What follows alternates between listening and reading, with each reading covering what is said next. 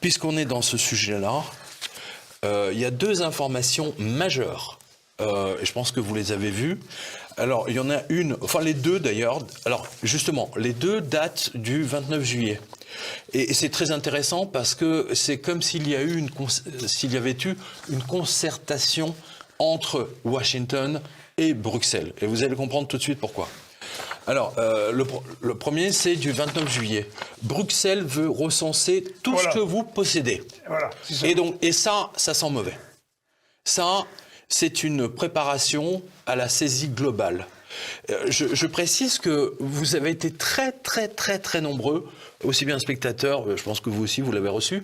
Ça fait depuis 10 ans, 12 ans que les banques envoient des questionnaires à leurs clients en leur demandant, grosso modo, en recensant tout ce qu'ils possèdent. Hein, voilà. Ouais. Et j'ai reçu des milliers de mails depuis toutes ces années de spectateurs et de lecteurs qui me disaient est-ce que je dois répondre à ça, c'est extrêmement intrusif. Et en fait, c'est un questionnaire qui est envoyé aux États-Unis. Voilà. Hein, voilà. C'est ça qui est dingue. Ça intéresse les États-Unis. Mais bien sûr, absolument. Ça intéresse les États-Unis. Ce qui traduit d'ailleurs la vassalisation de l'Europe aux États-Unis. Mais on va y venir. Mais justement, ce qui est complètement étonnant, si vous voulez, c'est que voyant la catastrophe arriver pour la France et l'Italie, donc là, ça vient de Bruxelles, hein, l'Union européenne, a décidé de lancer une base de données qui recensera toutes les possessions des Français.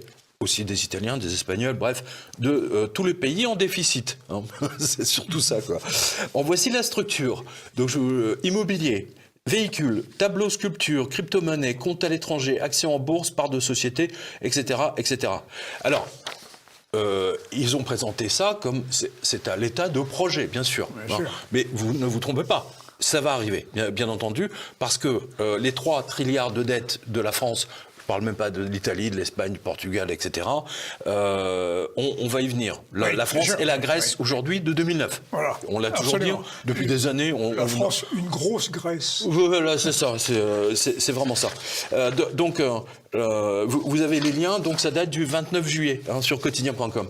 Et en même temps, figurez-vous, c'est là où cette revue de presse internationale, justement, est pertinente, c'est que j'ai vu ça, mais carrément par hasard, qu'aux États-Unis, donc la SEC, c'est-à-dire le gendarme de Wall Street, attention, c'est pas n'importe quoi. Security on Exchange Commission, voilà, le gendarme de Wall Street. C'est l'équivalent de la...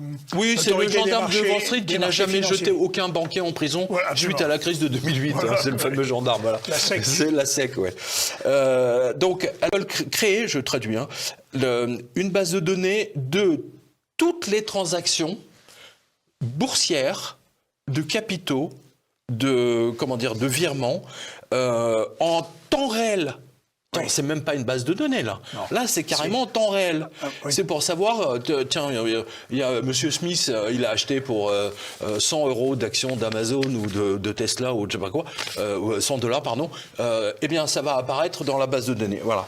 Ce qui pose d'ores et déjà, évidemment, aux États-Unis, un souci constitutionnel, sans parler du fait que c'est de l'espionnage pur et dur des citoyens, selon le célèbre avocat Bill Barr, à ne pas confondre avec le comédien Bill Burr.